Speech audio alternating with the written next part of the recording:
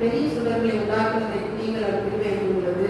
பகலில் ஆள சூரியனை படைத்தவரை துதியுங்கள், அவர் கிருபை உள்ளது. இரவில் ஆள சந்திரனை நட்சத்திரத்தை படைத்தவரை நீங்கள் அவர் கிருபை உள்ளது. எகிப்தியருடைய தலைச்சன்களை சகரித்தவரை துதியுங்கள், அவர் கிருபை உள்ளது. அவர்கள் நடுவிலிருந்து இஸ்ரவேலரை புறப்படப்படுவதை நீங்கள் அவர் கிருபை உள்ளது. அவர் அந்த கையினாலும் மூங்கிய பேத்தினாலும் அதை செய்தவரை துதியுங்கள், அவர் கிருபை உள்ளது. சிறந்த சமுத்திரத்தை இரண்டாம் பிரித்தவரை நீங்கள் அவர் கிருபை உள்ளது. அந்த நடுவில் இஸ்ரவேலை அமர்ந்தோர் மனிதர்கள் துதியுங்கள், அவர் கிருபை உள்ளது. பார்வோனையும் அவன் சேனையின் சிறந்த சமுத்திரத்தை கலக்கப்பட்டவரை நீங்கள் அவர் கிருபை உள்ளது. நம்முடைய ஜனங்களை வனாந்தரத்தில் நடக்கிறவரை துதியுங்கள், அவர் கிருபை உள்ளது. பெரிய ராஜாக்களை சங்கீதத்தவரை நீங்கள் அவர் கிருபை உள்ளது. பிரபலமான ராஜாக்களை அழித்தவரை துதியுங்கள், அவர் கிருபை உள்ளது. யோகியின் ராஜாவாகிய சீயோனை அழித்தவரை நீங்கள் அவர் கிருபை உள்ளது. பாசானின் ராஜாவாகிய ஓகே அழித்தவரை துதியுங்கள், அவர் கிருபை உள்ளது. அவர்கள் தேசத்தை சுத்தமாக தந்தவரை நீங்கள் அவர் கிருபை உள்ளது. அதை தம்முடைய தாசனாகிய இஸ்ரவேலை சுத்தமாக தந்தவரை துதியுங்கள், அவர் கிருபை உள்ளது. உன்னுடைய தாழ்வுகளை நினைத்தவரை நீங்கள் அவர் கிருபை உள்ளது. நம்முடைய சத்துருவின் கையிலிருந்து நம்மை விடுதலை பண்ணினவரை துதியுங்கள், அவர் கிருபை உள்ளது. மாம்ச தேவங்களை யாருக்கும் மகாராஜ்யங்களை நீங்கள் அவர் கிருபை உள்ளது. பரலோகத்தின் தேவனை துதியுங்கள், அவர் கிருபை உள்ளது.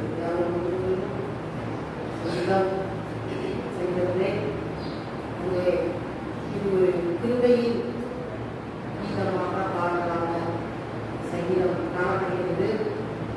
சங்கீதத்தை 6 பகுதிகளாக பிரிக்கலாம். அங்கே 1ஆம் வசனத்திலிருந்து 3ஆம் வசனம் வரை தேவாதி தேவனுடைய கிருபையை குறித்து சொல்லப்பட்டிருக்கிறது. 4ஆம் வசனம் முதல் 9ஆம் வசனம் வரை படைப்பு விளங்கிய தேவனுடைய கிருபையை குறித்து சொல்லப்பட்டிருக்கிறது. 10-15 இஸ்ரவேலரை விடுவித்ததில் விளங்கிய தேவனுடைய கிருபையை சொல்லப்பட்டிருக்கிறது. 16ஆம் வசனம் வனாந்தரத்தில் பயணம் செய்த இஸ்ரவேலர்களுக்கு தேவன் செய்த நன்மை தேவனுடைய கிருபை சொல்லப்பட்டிருக்கிறது. 17-22 இஸ்ரவேலர்கள் கானானை சுதந்திரமாய் கொடுத்ததில் விளங்கிய தேவனுடைய கிருபையை சொல்லப்பட்டிருக்கிறது. 23-26 நம்முடைய மக்களை அனுதினமும் நடத்தி வந்த தேவாதிகளுடைய கிருபையை சொல்லப்பட்டிருக்கிறது. 1ஆம் வசனத்திலே இப்படியாக தாவீது சொல்கிறார், கர்த்தரை துதியுங்கள், அவர் நல்லவர், அவர் கிருபை என்றும் உள்ளது. கர்த்தரை நாம் என்ன செய்ய வேண்டும்? துதிக்க வேண்டும். ஏன் நம்ம கர்த்தரை துதிக்கணும்? கர்த்தர் நமக்கு எப்படி இருக்கிறார்? நல்லவராக இருக்கிறார். அந்த வாழ்க்கையில எத்தனையோ நன்மைகளை ஆண்டவராகிய இயேசு கிறிஸ்து நமக்கு என்ன செய்கிறார்? செய்திருக்கிறார், இன்றும் செய்து கொண்டிருக்கிறார். ஆனால் சொல்கிறார், நான் நேற்றும் இன்றும் என்றும் மாறாதவராக இருக்கிறேன். அன்றைக்கு செய்த தேவன் இன்றைக்கும் செய்கிறார், இனிமேலும் அவர் செய்கிறவராக இருக்கிறார். ஆகவே நமக்கு நன்மைகளை ஆண்டவர் செய்கிறார், செய்திருக்கிறார். ஆண்டவர் பூமியிலே வாழ்ந்த நாட்களிலே அந்த ஜனங்களுக்கு எத்தனையோ நன்மைகளை ஆண்டவர் செய்தார், செய்தார். வியாதிஸ்தர்களை சுஸ்தமாக்கினார், குருடர்களுக்கு பார்வை கொடுத்தார், செவிடரை கேட்க செய்தார், உடலை நடக்க செய்தார், இன்னும் பெரும்பாலான ஸ்திரீக்கு விடுதலை கொடுத்தார். எத்தனையோ அற்புதங்களை செய்தார். மக்களுக்கு ஜனங்களுக்கு ஆண்டவர் இறங்கினார். அவங்க பட வேதனையை பார்த்து ஆண்டவர் என்ன செய்தார்? சும்மா இருக்கல, உடனடியாக ஆண்டவர் என்ன செய்தார்? அவர்களுக்கு விடுதலை கொடுத்தார். நன்மை செய்கிறவராய் பூமியிலே சுற்றி திரிந்தார் என்று சொல்லி வேதம் சொல்கிறது. ஆகவே நன்மை செய்கிற தேவனாய் ஆண்டவராய் இயேசு கிறிஸ்து காணப்பட்டார். அந்த நன்மை செய்த அந்த தேவனை நம்ம என்ன செய்ய வேண்டும்? மனதார துதிக்க வேண்டும், மனதார துதிக்க வேண்டும். இன்றைக்கு எத்தனையோ மக்கள் நமக்கு தீமை செய்றாங்க. ஆனா அந்த மக்கள் எல்லாம் நம்ம என்ன செய்யறோம்? நல்லவங்க சொல்லி பேசுறோம். தீவிரமா செய்யறாங்க, பின்னாடி முன்னாடி நல்லவர்களை போல காட்டியிருக்கிறார்கள். பின்னாடி அவங்க செய்கிற காரியம் தீமையா இருக்கிறது. ஆனா நாம் சொல்லுகிற காரியம் அவர்கள் நல்லவர்கள்.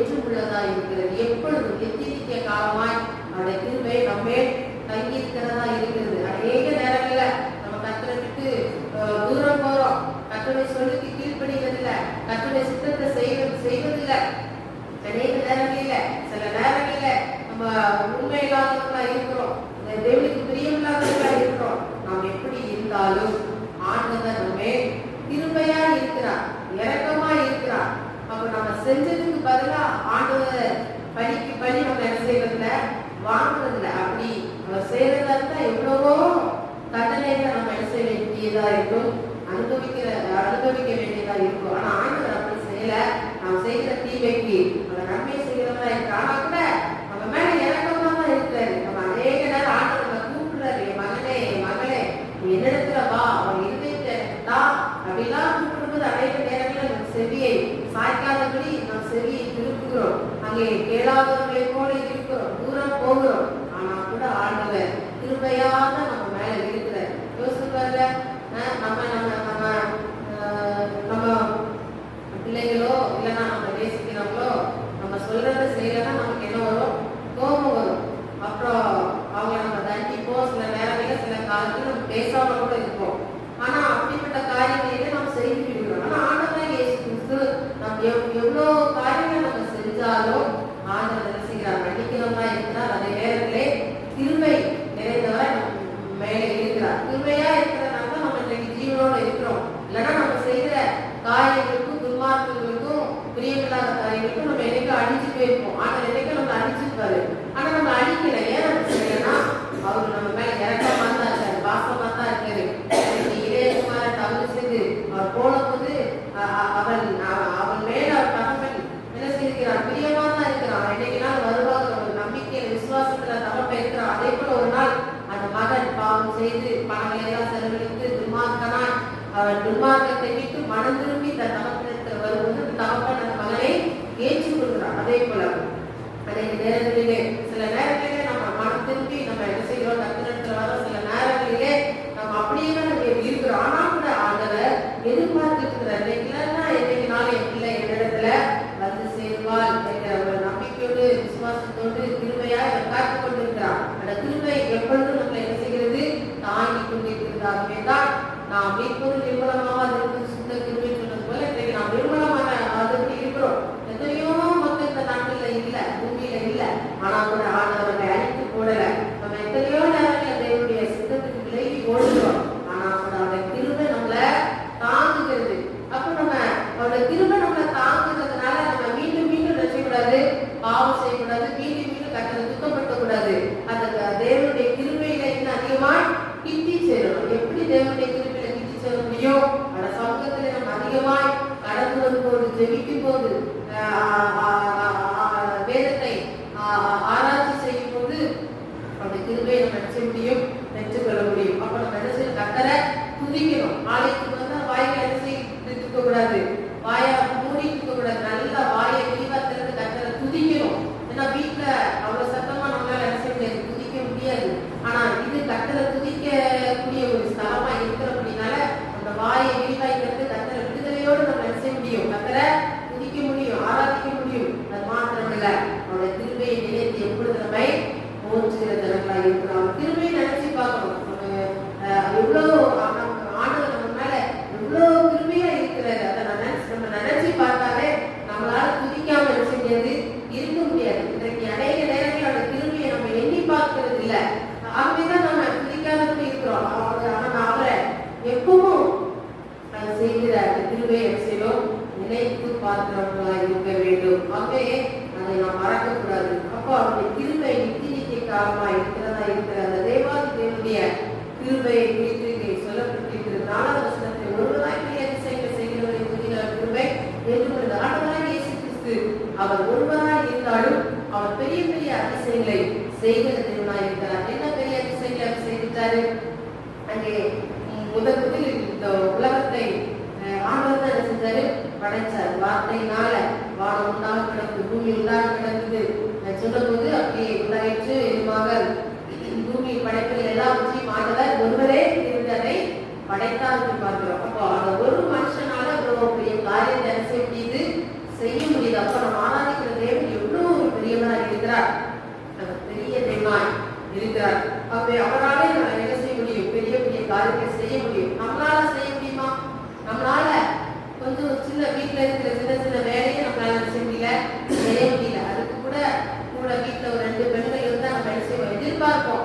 அவங்க எனக்கு வேலை செஞ்சு தேவையே, எனக்கு வேலை செஞ்சு தேவையே சொல்லி எதிர்பார்ப்போம். அது கூட நமக்கு முடியறது இல்லை, நம்ம அன்றாட காரியங்கள். ஆனா ஆண்டவராகிய இயேசு கிறிஸ்து இந்த உலகத்தை முழுவதும் அவரே செய்தார், தனிமையா இருந்து அதை படைத்தார். அவ்வளோ பெரிய தேவன், அவர் அதிசயங்களை செய்கிற தேவன். அவருடைய கிருபை எப்பொழுதும் இருக்கிறதா இருக்கிறது. இன்றைக்கு அவர் ஒருவர் மாத்திரம் உங்கள் வாழ்க்கையிலே இருப்பார் என்றால் உங்கள் வாழ்க்கையிலே அவருடைய அதிசயங்களை விளக்கப்படுகிற தேவனாய் இருப்பார். உலகத்துல எது இருக்கோ இல்லையோ ஆண்டவர் உங்களுடைய உள்ளத்துல இருப்பார் என்றால் நீங்க தான் உண்மையிலே ஆசீர்வதிக்கப்பட்ட ஜனம்.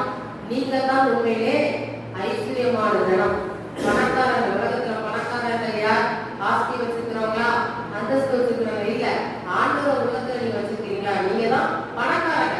நீங்க தோற்றத்துல அழகு இல்லாம இருக்கலாம், படிப்பு கூட இல்லாம இருக்கலாம், பணம் இல்லாம இருக்கலாம், சொந்த வீடு கூட இல்லாம இருக்கலாம். ஆனா ஆண்டவர் உள்ளத்துல இருப்பார் என்றால் நீங்கள் ஐஸ்வர்ய சம்பந்தர். நீங்கள் ஒரு பெரிய பாக்கியமுள்ள ஜனங்கள், ஆசீர்வதிக்கப்பட்ட ஜனங்கள். அப்போ அவராலே உங்களுக்கு உதவி செய்ய முடியும். அப்போ அவரோட அந்த தெய்வத்தை நீங்க என்ன செய்யணும்? உள்ளத்துக்குள்ள எப்பொழுதும் வைத்திருக்கணும். அநேகர் உள்ளத்துல ரசிக்கப்பட்ட புதுசுல ஆண்டவர் ஆண்டவே வாரும் உமக்காக என் வாழ்க்கை எப்ப கொடுக்குறேன் சொல்லி எப்ப கொடுத்து ஆண்டவர் உள்ளத்துக்கு வச்சிருப்பாங்க. அப்புறம் காலங்கள் வருஷங்கள் போக போக என்னாகும்? அப்புறம் எல்லாமே தெரியும், கவர்மெண்ட் தெரியும், வேதாவாசியம் தெரியும், வசனத்தை பேசுறது எல்லாம் தெரியும். கொஞ்சம் வளர்ச்சி வந்ததுக்கு அப்புறம் நாளுக்கு நாள் பெருமை வந்துடும், அப்புறம் பின்மாற்றம் வந்துடும். அப்புறம் ஆண்டவர் விட்டு என்ன செய்கிறோம்? தூரம் போகிற ஜனங்களா இருக்கிறோம்.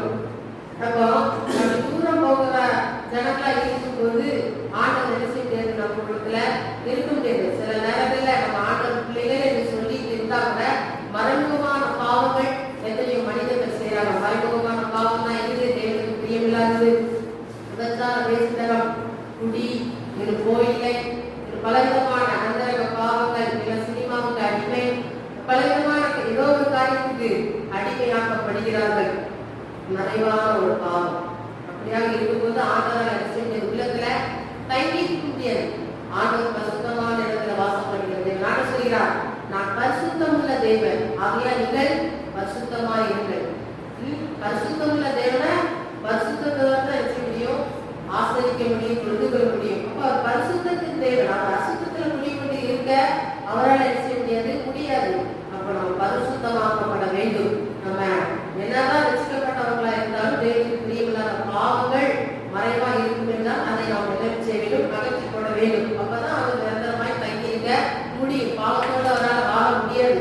ஆண்டவருக்கு பாவங்களே இந்த உலகத்துல வாழ்ந்த மனுஷனா, ஆனா அவர் பாவம் செஞ்சதா இல்ல, பரிசுத்தமான வாழ்ந்தார். அவரை யாருமே விரலுக்கு குற்றவாளின்னு சொல்ல முடியல. அவ்வளவு பரிசுத்தமா இருந்த தேவன். அப்போ ஆண்டவர் பாவத்துக்கு விலைக்கு ஓடுகிறவர், பாவத்துல அருவருக்கிறவர், பிரியமில்லாதபடி இருக்கிறவர். ஆகவே நாம் பரிசுத்தத்தோடு இருக்க வேண்டும், பாவத்தை விட்டு விலக வேண்டும். அவரை நம் உள்ளத்திலே தங்கியிருக்க வைக்க வேண்டும் என்றால் பாவத்தை விட்டு முழுவதுமாய் மனம் திரும்ப வேண்டும். அரைமுறையா அல்ல, ரெண்டு சிந்தையா அல்ல, ரெண்டு வாழ்க்கையா அல்ல, ஒரே ஒரு வாழ்க்கை, பரிசுத்த வாழ்க்கை, நீதியின் வாழ்க்கை. அந்த வாழ்க்கையை நம்ம ஓட வேண்டும். எனக்கு ஆண்டவரும் வேண்டும், உலகம் வேண்டும் என்று நம்ம பிடித்துக்கொண்டு ஓட முடியாது. ரெண்டு ஓட்டத்துல ஓடினா நம்ம பரலோகராஜ்யத்துல போய் சேர முடியாது, காணான் அடைய முடியாது. ஒரே ஒரு ஓட்டம் சூழ்காய் ஓடும் போது பரலோகத்தை நம்ம அடைய முடியும். தேவனுடைய பிள்ளைகளே, நம்ம ஒருவராய் பெரிய அதிசயங்களை தேவனை என்ன செய்யணும்? நீங்க துதிக்கணும். நம்மளுடைய கிருபை எப்பொழுது ஒரு வாழ்க்கையிலே இருக்கிறதா இருக்கிறது மாத்திரமில்ல. அங்கே 10 இருந்து 17, 15 வருஷம் வரை அங்கே இஸ்ரவேல் மக்கள் எவ்வளவு கஷ்டப்பட்டாங்க. எகிப்துல அவங்களை எப்படி ஆண்டவர் விடுதலை செய்து கொண்டு வந்தார் என்று சொல்லி அங்கே சொல்லப்பட்டிருக்கிறது. அவர் எவ்வளவு கிருபையா அந்த மக்கள் அவ்வளவு குடும்பப்படுத்தப்பட்ட போதிலும், அவ்வளவு வேதனை நடத்தப்பட்ட போதிலும் அவருடைய திரும்ப அந்த மக்கள் மேல செஞ்சது இருந்தது. கிருபையா அவர்கள் என்ன செய்தார்? விடுவித்து வந்தார். விடுவிக்க முடிக்காக ஆண்டவர் என்ன செய்யறார்?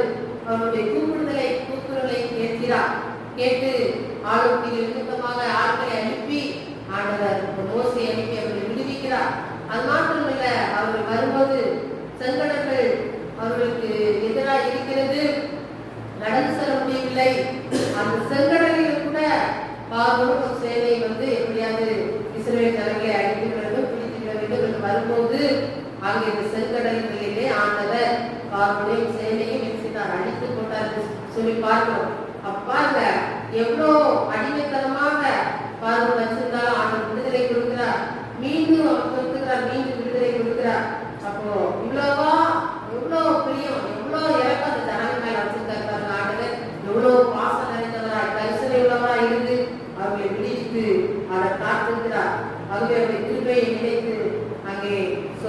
இருக்கிறது. 16வது வசனம் நம்முடைய ஜனங்களை வனாந்தரத்தில் நடத்துவதை துதிங்கள் கிருபை என்று சொல்லுது. ஜனங்களை வனாந்தரத்தில் ஆண்டவர் நடத்தலாம். அப்ப விடுவிச்சு கொண்டு வந்துட்டாரு. இப்ப அவங்க என்ன செய்யறாங்க? வனாந்தரத்தின் வழியாக நடந்து போறாங்க. வனாந்தரத்தில் என்ன இருக்கும்? ஒண்ணுமே இருக்காது, தண்ணி இருக்காது, உணவு இருக்காது, எதுவுமே இருக்காது. ஆனா கூட அந்த ஒண்ணு இல்லாத இடத்துல ஆண்டவர் உருவாக்கி நல்ல ஆகாரத்தை கொடுத்து தண்ணீரை கொடுத்து ஆண்டவர் செய்தார். அவரை அதிசயமா நடத்தி வந்தார். அப்படிப்பட்ட தேவன் அப்போ வனாந்தரத்துல அவர் அருமையாய் நடத்தி வந்தார். அங்கே தேவனுடைய ஜனங்களை அதை நினைத்து அங்கே கர்த்தரை துதிக்கிறார்கள். அது மாத்திரமல்ல, இஸ்ரவேல் ஜனங்களை கானானுக்கு சுதந்திரமாக கானான் தேசத்தை ஆண்டவர் செய்கிறார், கொடுக்கிறார். அது வழியாக ஆண்டவர் நடத்தி செல்கிறவராக இருக்கிறார். 21வது வசனம் அவர்கள் தேசத்தை சுதந்திரமாக தந்ததை துதிகள் கிருபை என்று கொள்ளும். அங்கே இஸ்ரவேல் ஜனங்களுக்கு கானான் தேசத்தை ஆண்டவர் சுதந்திரமாக கொடுக்கிறார். 23 நம்முடைய தாழ்வி நம்மை நினைக்கிற துதிகள் கிருபை என்று கொள்ளும். தாழ்வி நம்ம அநேக நேரங்களிலே தாழ்வு போய் இருக்கும்போது, தாழ்வில இருக்கும்போது ஆண்டவர் நம்மை நினைக்கிறவரா இருக்கிறார். நம்மை நினைத்தவரை துதியுங்கள். தாழ்வில இருக்கிற நாளும் தள்ளப்பட்ட ஒரு அனுபவம், ஒரு கஷ்டத்தின் சூழ்நிலை, ஒரு நெருக்கத்தின் சூழ்நிலை, அப்படிப்பட்ட சூழ்நிலை வழியாக நம்ம நடந்து செல்லும் போது ஆண்டவர் அந்த சூழ்நிலையிலே நம்மளை என்ன செய்கிறார்? நினைக்கிறார்.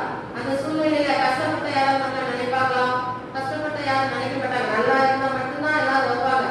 மாமா, மச்சான், மாப்பிள்ளை, அண்ணன் வருவாங்க. கஷ்டப்பட்ட யாரும் கண்டுபட மாட்டாங்க. தேவனுடைய பிள்ளைகளே, அப்படிப்பட்ட தாழ்வுபட்டு இருந்தாலும் அந்த நேரத்தில் கூட ஆண்டவர் நம்மை நினைக்கிறவராக இருக்கிறார். தாழ்மையில நம்மை நினைக்கிறார். அப்போ தாழ்மையின் அடிமையை குடும்பப்படுத்தி ஆண்டவர் செய்தார், வந்திருக்கிறார். அப்போ அவர் நம்மை நினைக்கிறார். தாழ்மையாய் கிடக்கிற நம்மை இன்றைக்கு நீங்க கவலைப்படாதீங்க. யார் உங்களை நினைக்கிறாங்களோ நினைக்கலையோ அதை குறித்து கவலைப்படுங்க. ஆண்டவர் ஒருவே நினைவாய் இருக்கிறார். எப்படி நினைவாய் இருக்கிறார்? உன்னை உள்ள கையில வரைந்திருக்கிறேன் என்று சொல்றார். நீ என்ன மறக்கப்படுவதில்லை. எவ்வளவு பெரிய நல்ல வார்த்தை ஆண்டவர் சொல்றாரு. நான் ஒரு மறக்கல அப்படின்னு சொல்றாரு. இன்னைக்கு பெற்ற தாய் தகப்பன் இன்னைக்கு மறந்துட்டாங்க. சில பிள்ளைகளை பெற்றாங்க, வளர்க்குறாங்க, திருமணம் பண்ணி கொடுக்குறாங்க, அவங்களுடைய கடமைகளை செய்யறாங்க. அப்புறம் அவ்வளவுதான். அது அநேக பெற்றோர்கள் என்ன செய்யறாங்க? கடமையை முடிச்சுட்டு அப்படி ஃபுல்லா டோட்டலா ஒதுக்கிறாங்க. ஒரு சில பெற்றோர்கள் தான் பிள்ளைகளை கடைசி வரைக்கும் அன்பா வச்சு வழி நடத்துறாங்க, ஒரு சிலர். ஆனா அநேக பெற்றோர்கள் என்ன செய்யறார்கள்? மறந்து விடுகிறார்கள் தன்னுடைய கடமை முடிந்தது என்று சொல்லி. அப்போ அப்படிப்பட்ட பெற்றோர் கூட மறக்கலாம். ஆனா ஆண்டவர் உங்களை என்ன செய்யறதில்ல? மறக்கிறதில்ல. எப்பொழுது உங்களை ஆண்டவர் சிருஷ்டித்தாரோ, எப்பொழுது இந்த பூமியில உங்களை கொண்டு வந்து விட்டாரோ, கடைசி முடிவு வரையும் உங்க மேல நினைவாய் இருந்து ஆண்டவர் செய்வார். கரையை சேர்த்து வர நினைவாய் இருந்து நடத்துவார். தாய் மறக்கலாம், தந்தை மறக்கலாம், உறவினர்கள் மறக்கலாம், கணவன் கூட மறக்கலாம், மனைவி கூட மறக்கலாம், பெற்றெடுத்த ஆசையை வளர்த்த பிள்ளைகள் கூட என்ன செய்யலாம்? மறக்கலாம். உலகமே உங்களை மறக்கலாம். ஆனா ஆண்டவர் சொல்றார், நான் உன்னை மறப்பதில்லை. எவ்வளவு பெரிய நல்ல வார்த்தை. அப்ப ஆண்டவர் உங்களை என்ன செய்யறதுல? மறக்கிறதுல. அப்ப நீங்க என்ன செய்யணும்? அவரை உறுதியா வச்சுக்கணும். மனுஷனுடைய பாசத்துக்காக, மனுஷனுடைய ஆசபாசமான வார்த்தைக்காக ஓடாதீங்க. அதுக்கு பின்னாடி ஓடாதீங்க. அது ஒரு நாள் உங்களை என்ன செஞ்சு ஏமாத்திடும். அந்த அன்பெல்லாம் மாறே. நீங்க ஆண்டவருக்கு முழுமையான அன்பை காமிச்சு உறுதியாய் படித்துக் கொள்ளும் போது அது ஒரு நாள் உங்களை ஏமாற்றது. இயேசுவின் அன்பு ஒரு நாள் உங்களை ஏமாற்றது. இயேசுவின் அன்பு உங்க மேல அவரோட அன்பு என்ன பெருகதான் செய்யும், குறையாது, மறக்காது. அது வந்து பெருகி கொண்டே இருக்கும். அப்ப தாழ்வில நம்மள நினைச்சு பார்க்கிற ஒரே ஒரு நபர் யார்? ஒரே ஒரு ஆள் இயேசு கிறிஸ்து தான். வேற யாரும் நம்ம நினைக்க மாட்டாங்க. நம்ம நினைக்கலாம், பெற்ற தாய் என்ன நினைச்சிருவா, என் தகப்பன் நினைச்சிருவான் அப்படின்னு நம்ம நினைக்க முடியாது. நினைச்சாலும் அது நடக்காது. அப்போ ஆண்டவர் தான் நம்ம நினைச்ச முடியும், நினைத்து பார்க்க முடியும். அப்போ பாருங்க, அங்கே ஆண்டவர் அண்ணால் தாழ்மைப்பட்டு கிடந்தார். தாழ்மையில இருந்தாலும் வேதனை, நெருக்கம், துக்கம், கண்ணீர். புருஷன் பாசமா தான் வச்சிருந்தான், அன்பா தான் வச்சிருந்தான். ஆனா அவன் சொல்றான், அந்த வெளிநாடு இருக்க அண்ணாளுக்கு தான் பல மடங்கு கொடுத்து ஆசீர்வாதங்களை, நன்மைகளை அவன் கொடுக்குறான். ஆனா கூட அவனுக்கு திருப்தி இல்லை. பாசத்தை பொழிறான், திருப்தி அவளால் அடைய முடியல. ஆனா கூட துக்கம்.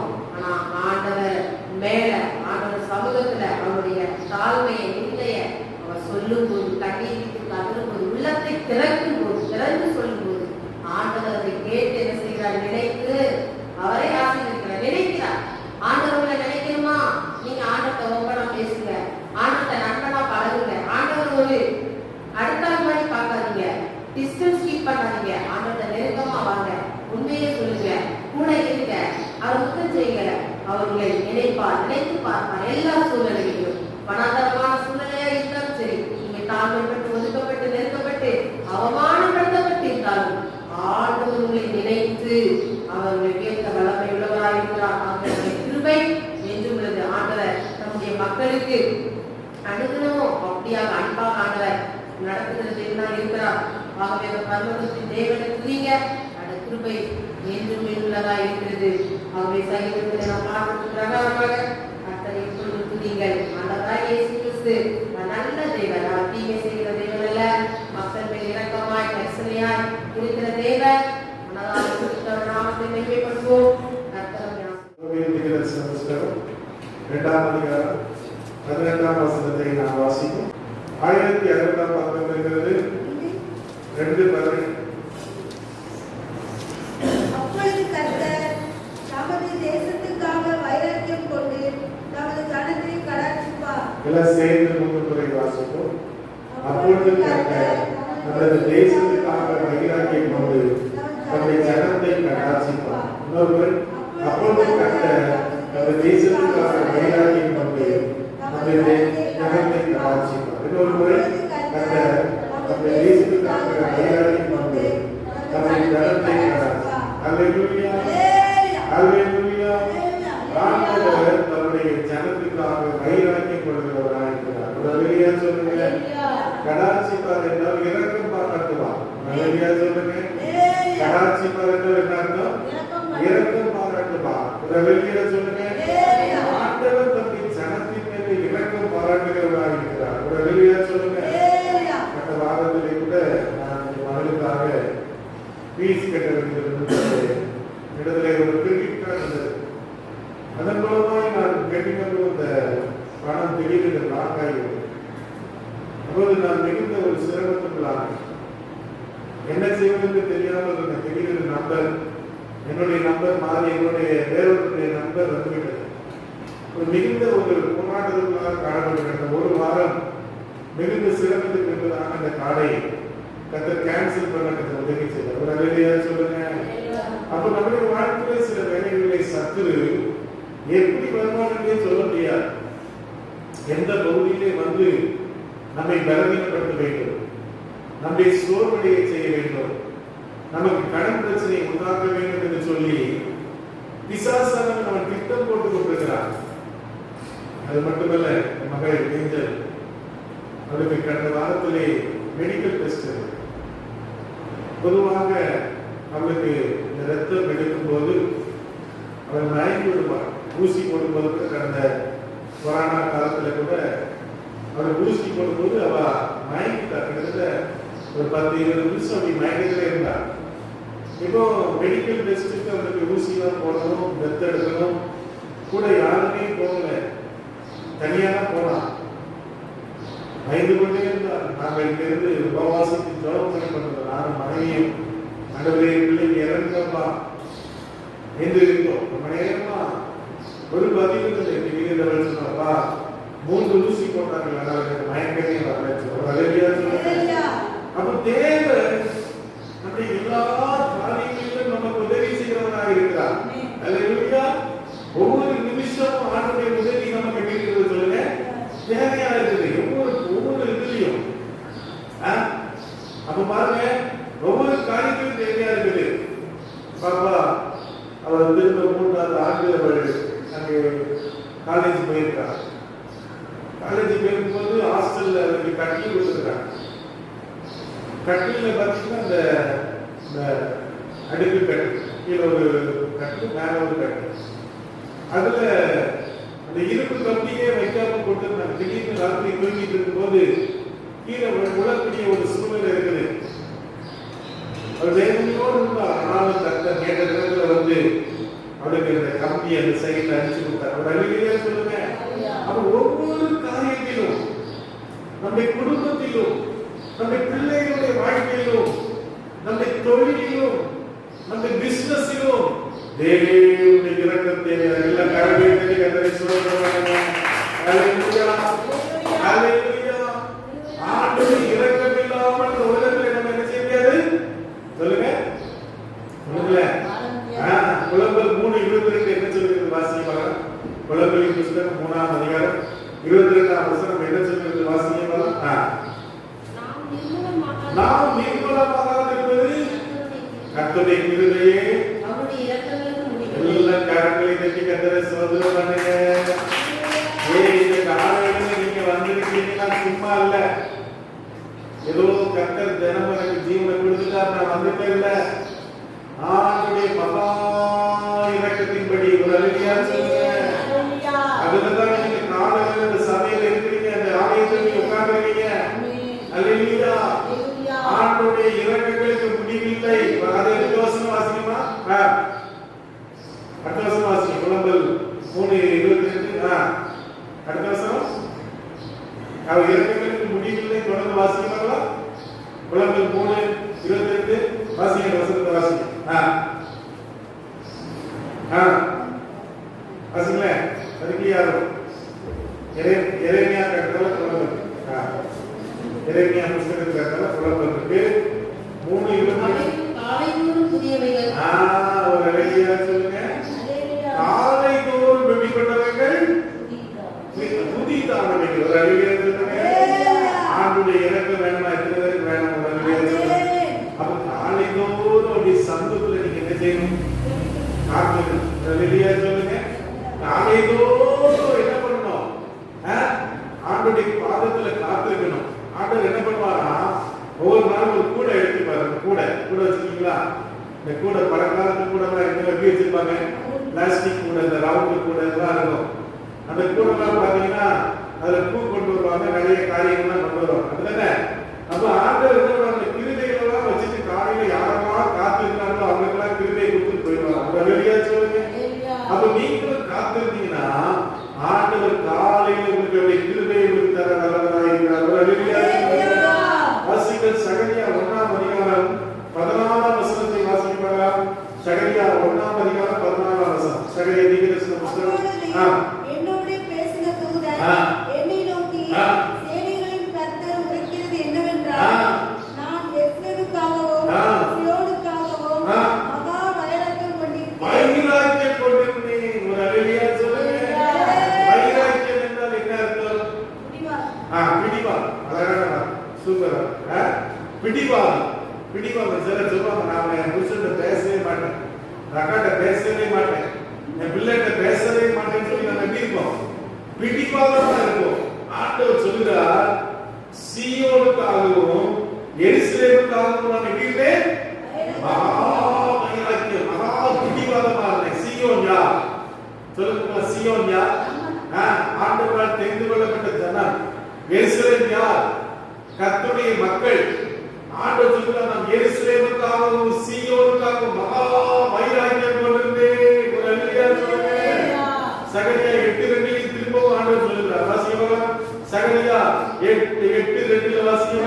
சீயோனுக்காக கடும் வைராக்கியம் கொண்டேன், அதற்காக மகா உக்கிரமானவராக்கிக் கொண்டேன் என்று சேனைகளின் கர்த்தர் சொல்கிறார். ஆண்டவர் சொல்றாரு, மகா உக்கிரமான வைராக்கியம் கொண்டேன். ஒரு அல்லேலூயா சொல்லுங்க. ஆண்டவர் இன்னைக்கு உங்க மேல எப்படி இருக்கா? பிடிவாதமா இருக்கா? உங்களுக்கு எப்படி நான் உதவி செய்வேன், இப்ப எப்படி உன்னை ஆசீர்வதிப்பேன், எப்படி உன்னை உயர்த்துவேன், இப்படி ஒரு பெரிய ஜாதியை மேல கரங்களை தட்டிக்கிற சோதனை பண்ணுங்க. ஆண்டவர் உங்களை ஆசீர்வதிக்கிற நேரம் வந்துருச்சு, உங்களை உயர்த்துகிற நேரம் வந்துருச்சு, உங்களுடைய வாழ்க்கையில பெரிய காரியங்கள் செய்கிற நேரம் வந்துருச்சு. எல்லாம் கரங்களை தட்டிக்கிற சோதனை பண்ணுங்க. ஹalleluya ஹalleluya ஹalleluya. ஆண்டவருடைய கண்ணீரை பார்க்கிறார். ஹalleluya சொல்லுங்க. உங்க கண்ணீரை பார்க்கிறார், உங்களுடைய வேதனையை பார்க்கிறார்.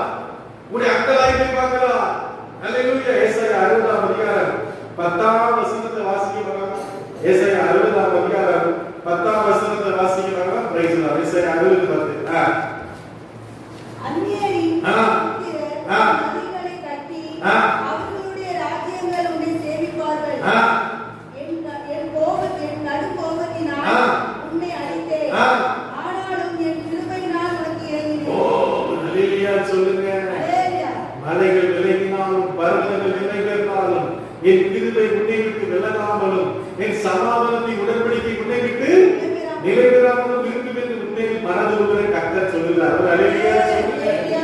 ஆண்டவர் சில நேரத்துல நம்ம மேல கோபப்படுறார். ஆனா பாத்தீங்கன்னா சில நேரத்துல நமக்கு என்ன வருது, என்னதான் புருஷன் பண்ணாட்டி நேற்று மனைவி ஒரு காரியம் சொன்னா, ஒரு கொஸ்டின் பேப்பர் எடுத்து தாக்க அப்படின்னா உடனே எனக்கு கோபம் வந்துச்சு.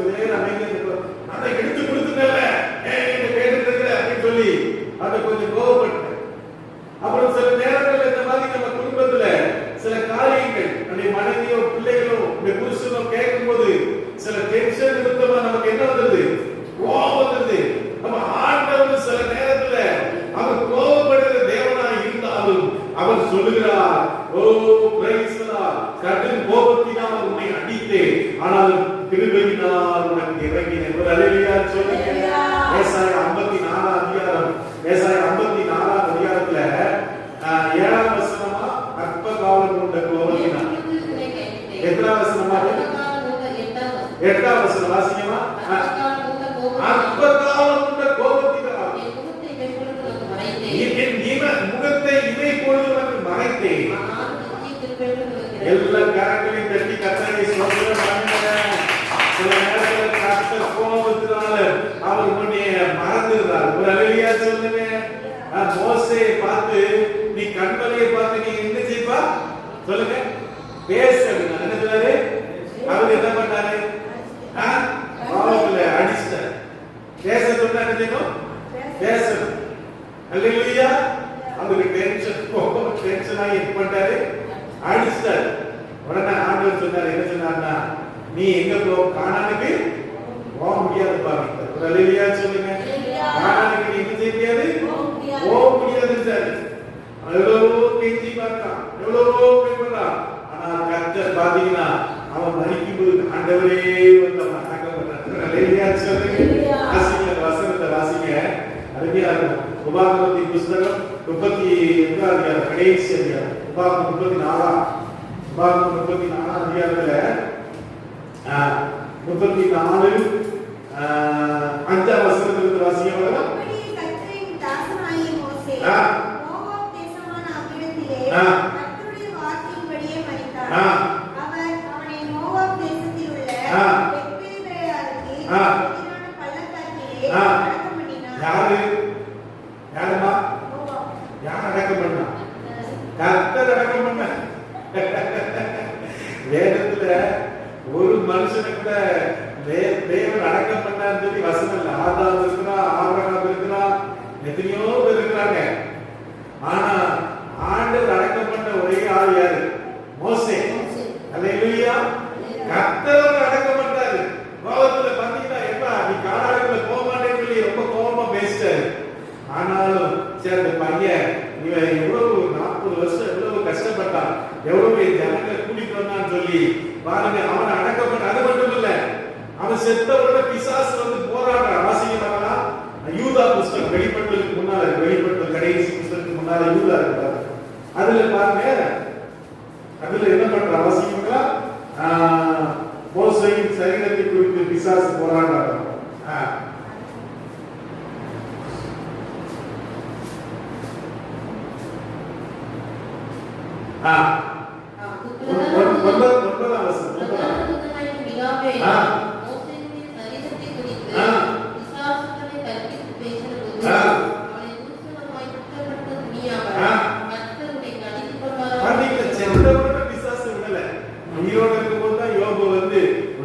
பாடப்படுத்தி அவனுக்கு வியாதி கொடுத்து அவன் சொத்தெல்லாம் அழிச்சு அவன் வேதனைப்படுத்தி அவனை கஷ்டப்படுத்தினான். அல்ல, செத்த பிறகு என்ன பண்றான்? விடல. மோசேயின் சரீரத்தை பிடித்து அவன் வந்து போராடுறான். இவன் வந்து கீழ்ப்படியாம இருந்தா இவனை பரலோகத்துக்கு விடக்கூடாது, இவனை இது பண்ணக்கூடாதுன்னு சொல்லி போராடின போது ஆண்டவர் சொல்றார், கர்த்தர் உன்னை கடிந்து விடுவாராங்க. ஒரு அல்லேலூயா சொல்லுங்க. அல்லேலூயா. அந்த மோசே தான் யாரு கூட இருந்தா சொல்லுங்க? அந்த மோசே யாரு கூட இருந்தா? ஆண்டவரோடு கூட. அந்த ஒலிவ மலையில மத்தேயு 17ஆம் அதிகாரத்துல வாசிங்க பார்க்கலாம். மத்தேயு 17ஆம் அதிகாரத்துல அங்க ஒரு வெள்ள ஒளி வருதா, ஆண்டவருடைய வஸ்திரம் வெண்மையா மாறிச்சா, அங்க யாரும் வந்து பேசினா எல்லா கரெக்ட்லயும்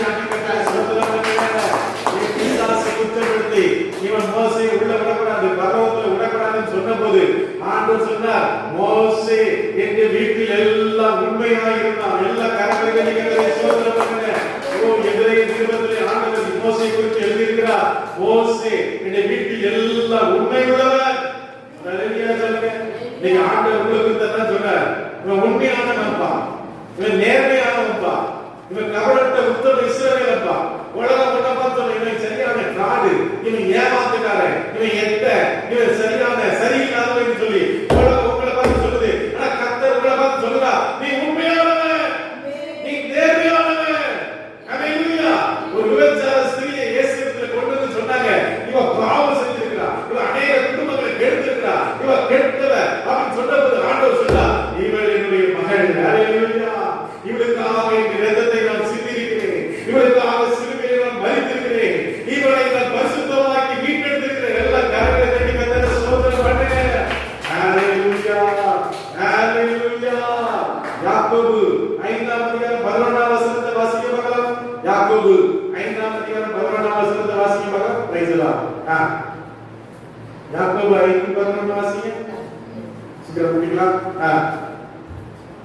இதோ பொறுமையா இருக்கிறவர்களே பாக்கியமாக இருக்கிறவர்களே, யோபுவின் பொறுமையை குறித்து கேள்விப்பட்டிருக்கிறீர்கள். கர்த்தருடைய செயலின் முடிவை கண்டிருக்கிறீர்கள்.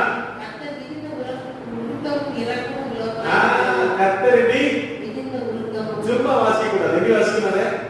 கர்த்தர் மிகுந்த, ஹல்லேலூயா சொல்லுங்க. கர்த்தர் எப்படி வாசிக்க சொல்லுங்க? மிகுந்த உருக்கமும் இரக்கம் உள்ளவராய் இருக்கிறார். சும்மா வாசித்தாங்க இது தெரியாது. ஹல்லேலூயா, ஹல்லேலூயா, ஹல்லேலூயா. நம்ம கடையில போய் பானிபூரி அது இதுன்னு சாப்பிட படப்படன்னு தின்னுட்டு அதுல ருசி தெரியாது, தெரியாது. ஹல்லேலூயா. அதை ரசிச்சு ருசிச்சு சாப்பிடணும். ஹல்லேலூயா, ஹல்லேலூயா. அப்போ நம்ம வாசிக்கும்போது என்ன? கர்த்தர் மிகுந்த உருக்கமும் இரக்கமும் உள்ளவராய் இருக்கிறாரே. ஹல்லேலூயா. சங்கீதம் 103:13 சொல்லுகிறது. வாசிக்க பார்க்கலாம். சங்கீதம் 103:13 வசனத்தை வாசிக்க பார்க்கலாம். Praise the Lord. சொல்றேன், வாசிங்க. தகப்பன் தன் பிள்ளைகளுக்கு இரங்குகிறது போல கர்த்தர் தமக்கு பயந்தவர்களுக்கு. ஆண்டவர் சொல்றார், நான் உனக்கு நிச்சயமா இரக்கம் செய்வேன். ஒரு ஹல்லேலூயா சொல்லுங்க. ஒரு அப்பா, நம்ம இளையராஜா இருக்கிறாங்க. இளையராஜாக்கு 2 சிங்க குட்டிகளை கர்த்தர் கொடுத்திருக்கிறார். ஹல்லேலூயா. அவங்க பிள்ளைங்க என்ன கேட்டாலும் என்ன செய்வாரு? என்னன்னாலும் வாங்கி கொடுத்துறாரு. ஹல்லேலூயா, ஹல்லேலூயா. என்ன கேட்டாலும் என்ன பண்றாரு? வாங்கி கொடுத்துறாரு. என்னன்னாலும் அவர் செய்வார். அதே போல ஆண்டவராகிய கர்த்தர் நம்ம எது கேட்டாலும் அவர் உதவி செய்கிறவராக இருக்கிறார். ஹல்லேலூயா சொல்லுங்க. ஆண்டவரை குறித்து வேதம் சொல்லுங்க, அவருடைய தகப்பன், அவர் நமக்கு அப்பா, அவர் நமக்கு அம்மா, அவர் நல்ல சகோதரர், அவர் ஒரு நல்ல நண்பர். எல்லா கரங்களை தட்டி கர்த்தரை ஸ்தோத்திரம் பண்ணுங்க. அதனால சங்கீதக்காரர் சொல்றார், கர்த்தர் மேய்ப்பராய் இருக்கிறானா, எனக்கு ஒரு குறையும் இல்லை. ஒரு ஹல்லேலூயா சொல்லுங்க. எனக்கு ஒரு குறையும் வராது. பிசாசு எத்தனை குறைகளை கொண்டு வந்தாலும், பிசாசு எத்தனை வியாதியை கொண்டு வந்தாலும், பிசாசு எத்தனை வேதனை கொண்டு வந்தாலும், பிசாசு எத்தனை கலக்கத்தை கொண்டு வந்தாலும், என் தேவன் எனக்காக யாவையும் செய்து முடிப்பார். என் தேவன் எனக்கு அற்புதம் செய்வார். என் தேவனின் தலையை உயர்த்துவார். என் தேவனை ஆசீர்வதிப்பார். என் தேவனை ஹல்லேலூயா. ஓ பிரைஸ் தி லார்ட். எனக்கு எப்போதும் உதவியாய் இருப்பார். எல்லா கரங்களை தட்டி ஸ்தோத்திரம் பண்ணுங்க. ஓ தாவீதின் வாழ்க்கையிலே ஒரு தாயும் ஒரு தாயும் கைவிட்டார்கள். ஆனால் கர்த்தரை சேர்த்து கொண்டார். கர்த்தர் சொன்னார், தாவீதே, நீ ஆடு மேய்க்கிற ஆள் இல்ல, தேசத்தை அரசாளுகிறவன். எல்லா கரங்களை தட்டி ஸ்தோத்திரம் பண்ணுங்க. நீ சிறுமையில இருந்து கொண்டிருக்கிறாயோ, வேதனையில இருந்து கொண்டிருக்கிறாயோ, கண்ணீரில இருந்து கொண்டிருக்கிறாயோ, ஆண்டவரை உயர்த்துகிற நாட்கள் வருகிறது. கர்த்தரை ஆசீர்வதிக்கிற நாட்கள் வருகிறது. ஹல்லேலூயா. நினிவேவிலே பாவம் அது மிகவும் அதிகமாக இருந்தது. நினிவேயை கர்த்தர் அழிப்பேன் என்று சொல்லி யோனா மூலமாய் சொன்னார். உடனே அங்க இருக்கிற அரசன் முதல் ஆடு மாடுகள் வரைக்கும், அடிமை வரைக்கும் எல்லாரும் உபவாசம் இருந்து ஜெபித்த போது, ஹல்லேலூயா சொல்லுங்க. ஆண்டவர் சொன்னார், நான் நினிவேக்கு செய்கிற தீங்கை நான் செய்ய மாட்டேன். ஒரு ஹல்லேலூயா சொல்லுங்க. ஆண்டவர் 1,20,000 ஜனங்களை மீட்பதற்காக, ஆண்டவரை அறியாத ஜனங்கள், ஆண்டவர் யார் என்று தெரியாத